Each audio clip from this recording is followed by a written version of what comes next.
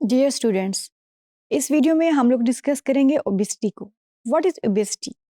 इसकी अगर हम डेफिनेशन देखते हैं, obesity and overweight are defined as an accumulation of excess body fat to an extent that may impair health. अगर आपकी बॉडी के अंदर बॉडी फैट आपकी रिक्वायरमेंट से ज़्यादा हो गया है तो वो आपका जो वेट है वो इंक्रीज कर देगा और ओबीज आपको कर देगा। So that is the standard definition that is given by the WHO।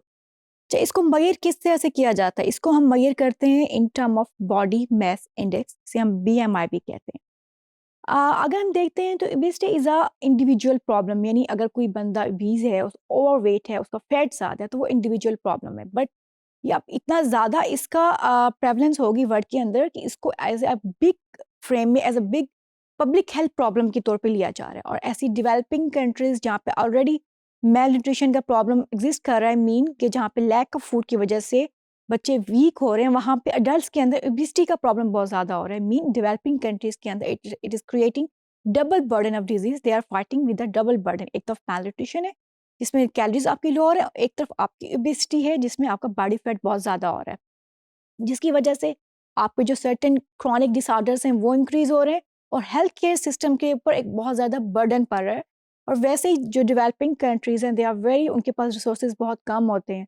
और जब उनका इस तरह का प्रिवेंटेबल काज जो है ओबेसिटी, जो आप अपनी डाइट के थ्रू या फिजिकल एक्टिविटी के थ्रू इम्प्रूव कर सकते हैं, जब वो एक बहुत सर्टेन एक्सटेंट आ जाती है तो आपका जो हेल्थ सिस्टम है वो ओवर बर्डन हो जाता है। और जो एक थिंग जिस पे वो उसको फोकस करना चाहिए, उस तरह से उन डिजीज पे फोकस नहीं कर सकते हम लोग। अच्छा, अब हमने कहा जी ओबेसिटी को मेजर करने किस तरह से मेजर किया जाता है? It's measured by body mass index. What is BMI? BMI is weight in KG divided by the height in metre square. यानी अगर आपने किसी का BMI कैलकुलेट करना है तो आपने उसका वेट लेना है केजी के अंदर और उसकी हाइट को मीटर स्क्वायर में लेना है, उसको डिवाइड करना है। जो फिगर आपके पास आएगी that is known as your BMI, body mass index. अच्छा, अब अगर हम बॉडी मास इंडेक्स को देखें तो इसके सर्टेन इंडिकेटर्स हैं या कट ऑफ पॉइंट्स हैं जो कि WHO ने हमें बताए हैं कि अगर इन कट ऑफ पॉइंट्स तक आप इससे ऊपर हैं या नीचे हैं तो you are more prone toward certain disorder. Mean अगर आपका BMI 18.5 से कम है तो आप अंडरवेट हैं। अच्छा, जो नॉर्मल BMI वैसे मोस्टली होता है उसको 18 से 25 बहुत सी कंट्रीज लेते हैं, लेकिन WHO की जो क्लासिफिकेशन है कि अगर 18.5 से आपका कम है तो आप अंडरवेट हैं। और अगर आप 18.5 से 24.9 के बीच में हैं तो आप कुछ जो है क्लासिफिकेशन इसको नॉर्मल लेती हैं, कुछ इसको हैवी वेट में लेती हैं। ओवरवेट क्या है? अगर आपका जो BMI 25 से 29 के दरमियान में है देन यू आर ओवरवेट। यानी ये जो 25 से 29.3 है, this is a cut off point. यहाँ पे आपको अपना अपना वेट कंट्रोल कर लेना है। अगर आपका वेट इससे ज़्यादा बढ़ गया तो आप ओबेसिटी की तरफ चले जाएंगे, लेकिन ये एक कट ऑफ पॉइंट है फॉर बीइंग ओवरवेट। ओवरवेट क्या होता है कि जब आपका जो बॉडी से वेट ज़्यादा हो जाता है ना आपका, वो ओवरवेट हो जाता है। बीस क्या है? It's a value between 30 to 34.9। जब आपका BMI 30 से 34.9 के दरमियान हो जाता है तो आप ओबीज हो जाते हैं, यानी you are more prone towards certain diseases. Severely obese कब होता है? जब 35 से 39 के दरमियान होता है। और मॉर्बिड ओबीज क्या होता है? जिसके अंदर फैट के साथ साथ साथ ओबेसिटी के साथ साथ सर्टेन अदर डिसऑर्डर्स भी होते हैं, यानी अदर कोमॉर्बिडिटीज भी आपके साथ इसके साथ ओबेसिटी के साथ होती हैं। वो कब होती है? जब आपका BMI 40 के इस ग्रेटर देन 40 हो जाए तो आप मॉर्बिड ओबीस आपको कहा जाता है। उसमें आप you are more prone towards certain physical and the mental disorders. अच्छा, बॉडी फैट। अच्छा, हमारे यहाँ बॉडी फैट को लेके सर्टेन टैबूज हैं। कुछ लोग कहते हैं जी बॉडी फैट, हमें फैट तो बिल्कुल लेना ही नहीं चाहिए because it's not good for health.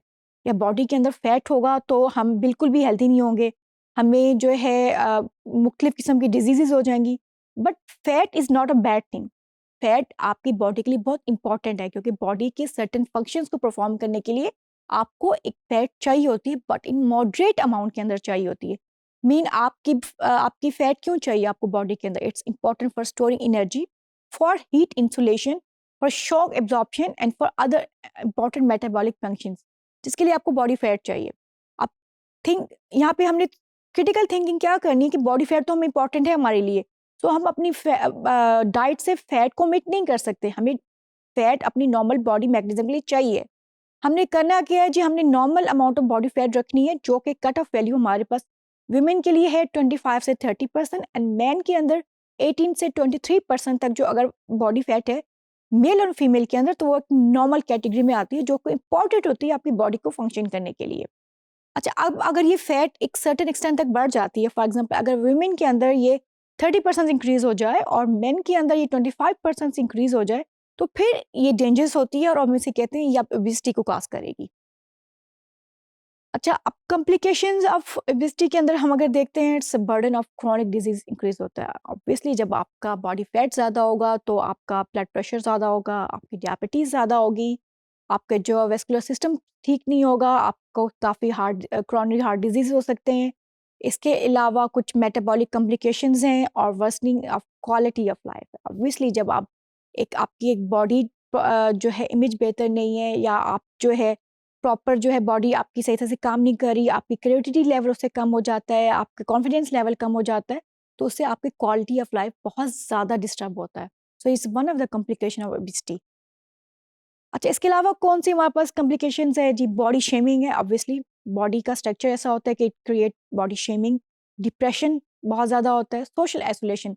अगर आपकी बॉडी फिट नहीं है तो आप सोशली आइसोलेट हो जाते हैं, आप हिंडर करने की कोशिश करते हैं अपने बाकी फ्रेंड्स एंड फैमिली से। इसके अलावा कुछ फर्टिलिटी प्रॉब्लम्स भी हैं, जो सेक्सुअल प्रॉब्लम्स हैं वो भी ओबेसिटी की वजह से आते हैं। कुछ फिजिकल डिसेबिलिटी के प्रॉब्लम भी इसकी वजह से काज होते हैं।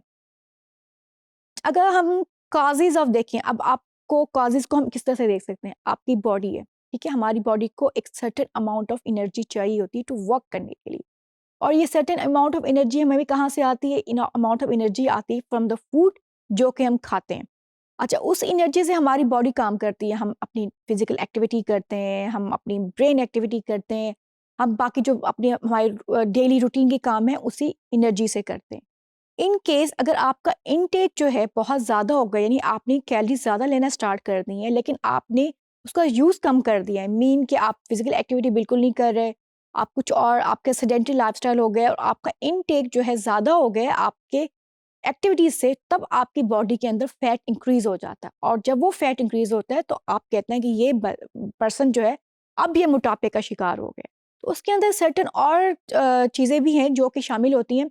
सबसे इम्पोर्टेंट जो है एज, जैसे ही आपकी एज इंक्रीज होती है आपकी बॉडी जो है मोर प्रोन होती है toward the fat accumulation. Sex male female gender के अंदर डिफरेंस है, there are certain genetic factors, कुछ फिजिकल इनएक्टिविटी का फैक्टर है, लैक ऑफ स्लीप, अगर आपकी नींद प्रॉपर नहीं है तो वो भी आपको फैट एक्यूमुलेट करती है बॉडी के अंदर। प्रेगनेंसी, कहते हैं जी हर प्रेगनेंसी के अंदर एक फीमेल जो है 1 kg वेट गेन करती है।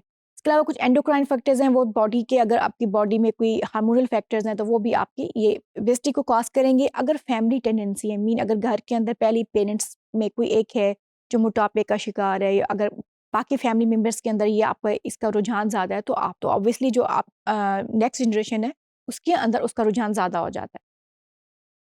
अब प्रिवेंशन एंड कंट्रोल, सबसे पहले तो डाइटरी चेंजेस, आप बैलेंस डाइट, हेल्दी डाइट लें, हाई फैट डाइट लें, लेकिन इतनी नहीं लें, इतना लें जितनी आपकी बॉडी की रिक्वायरमेंट है।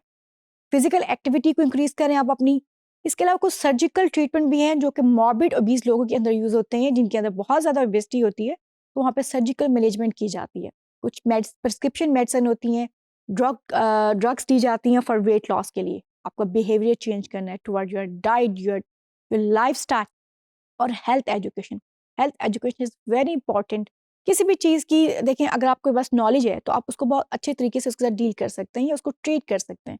सो health education is very important for preventing and controlling diet related disorders of physical inactivity in the society.